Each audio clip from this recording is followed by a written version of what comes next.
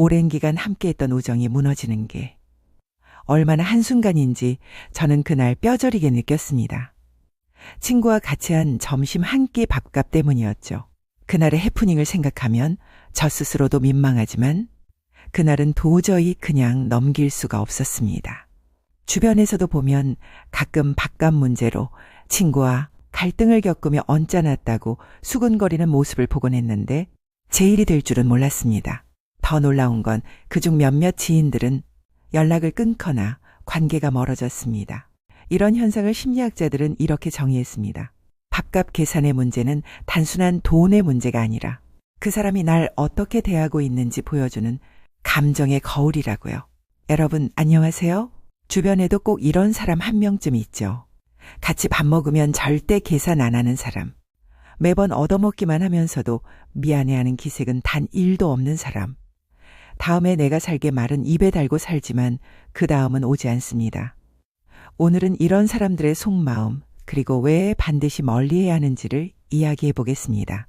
이 영상을 끝까지 보시면 맞아 내 주변에도 그런 사람 많지 하고 공감하실 겁니다. 또한 이제는 더 이상 마음을 다치지 않는 이야기도 해볼 겁니다. 여러분의 구독과 좋아요는 사랑입니다. 단 3초의 기적 잊지 마세요. 밥값처럼 한 번의 클릭이 저에게는 큰 힘이 됩니다. 자, 그럼 밥값을 안 내는 사람의 첫 번째 특징에 대해 말해보겠습니다. 남이 사주는 걸 당연하다고 여깁니다. 이들은 밥을 얻어먹고 나서도 잘 먹었다는 말 한마디 없습니다. 다음엔 내가 살게라는 예의조차 없습니다. 왜냐하면 그 사람 머릿속엔 이미 이런 계산이 있거든요. 제가 나보다 잘 사니까 당연히 사야지. 내가 얻어먹는 게 뭐 어때? 그런 생각이 습관처럼 자리 잡혀 있습니다. 이런 사람들은 상대의 호의를 권리로 착각합니다. 쟤는 돈 많잖아. 괜찮겠지? 내가 한 번쯤 얻어먹는 게 뭐 어때? 그렇게 생각하며 매번 얻어먹습니다. 하지만 진짜 문제는 따로 있습니다. 그 사람은 자신이 얼마나 이기적인 행동을 하는지조차 모릅니다. 밥을 사주는 사람의 입장은 점점 불편해집니다. 돈의 문제가 아닙니다. 마음의 균형이 무너지는 겁니다. 배려가 습관이 되고 그 배려가 당연해지는 순간 관계는 깨집니다. 두 번째 특징. 본인이 밥값을 안 내는 사람이라는 사실을 모릅니다. 내가 지난번에 샀잖아. 이들은 3년 전 기억 하나를 근거로 자신이 자주 사는 사람이라 착각합니다. 혹은 식사 자리에서 말 많이 하고 분위기를 띄운 걸 기여라고 생각합니다. 오늘 분위기는 내가 만들었으니까 됐지. 이런 식으로 자신을 합리화하죠. 하지만 주변 사람들은 다 알고 있습니다. 쟤 또 안 내겠네. 누구도 말은 안 하지만 속으로는 이미 선을 긋습니다. 사람들은 모르는 척하지만 절대 잊지 않습니다. 밥값을 계산하지 않는 사람이라는 낙인은 조용히 찍혀 있습니다. 그 사람이 떠난 뒤 식사 자리에선 이런 대화가 오갑니다. 쟤 이번에도 안 냈지? 역시나 이건 돈의 문제가 아니라 신뢰의 문제입니다. 한 번 무너진 신뢰는 절대 회복되지 않습니다. 세 번째 특징. 비싼 걸 얻어먹고 싼 걸 삽니다. 이건 정말 많습니다. 남이 사줄 땐 꼭 한우, 초밥, 스테이크를 고릅니다. 오늘은 내가 살게 하며 비싼 메뉴를 시켜놓고 막상 계산할 땐 지갑을 안 가져왔다고 합니다. 다음에 산다더니 그 다음에도 또 얻어먹습니다. 얻어먹는 게 익숙해진 사람은 절대 스스로 그 습관을 버리지 못합니다. 이들은 심리적으로 기생 패턴에 익숙해진 사람들입니다. 주변의 배려를 이용하며 눈치를 무기로 씁니다. 이 정도는 괜찮겠지. 다음엔 내가 해야지. 하지만 다음은 오지 않습니다. 이 사람에게 중요한 건 당장의 이득뿐입니다. 배려나 관계는 그들에게 사치입니다. 네 번째 특징. 돈은 많지만 절대 밥을 사지 않습니다. 오히려 자랑을 합니다. 우리 남편 대기업 다녀요. 이번에 골프 치고 왔는데 너무 좋았어요. SNS에는 늘 잘 먹고 잘 사는 사진이 올라옵니다. 하지만 밥값은 한 번도 내지 않습니다. 심지어 커피 한 잔도 사지 않습니다.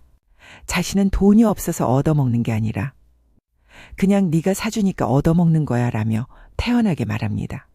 이들은 돈은 많지만 마음이 가난한 사람입니다.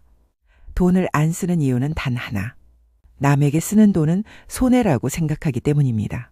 밥 한 끼도 손해라고 여기는 사람에게는 친구가 없습니다. 그들은 인생을 계산서로만 봅니다. 누가 더 냈는지, 내가 얼마나 아꼈는지. 그게 인생의 기준이 되어버린 사람들입니다. 5번째 특징, 항상 받기만 합니다. 선물을 주지도 작은 정성도 없습니다. 커피 한 잔, 과자 하나, 이런 사소한 것도 하지 않습니다. 그러면서 자기 생일이나 결혼식에는 비싼 선물을 요구합니다. 이 모델로 사줘. 그건 너무 싼 거 아니야? 이런 사람은 받을 때만 감사하고 줄 때는 손이 다칩니다. 이런 사람의 문제는 단순히 인색함이 아닙니다. 감사의 감정을 잃어버린 사람이라는 겁니다. 고마움을 모르는 사람은 결국 인간관계를 잃습니다. 감사할 줄 모르는 사람은 어느새 사람들에게서 외면당합니다. 그렇다면 이런 사람과는 어떻게 해야 할까요? 답은 간단합니다. 손절하세요. 절대 고쳐지지 않습니다. 돈을 아끼는 습관은 성격이 아니라 본능입니다.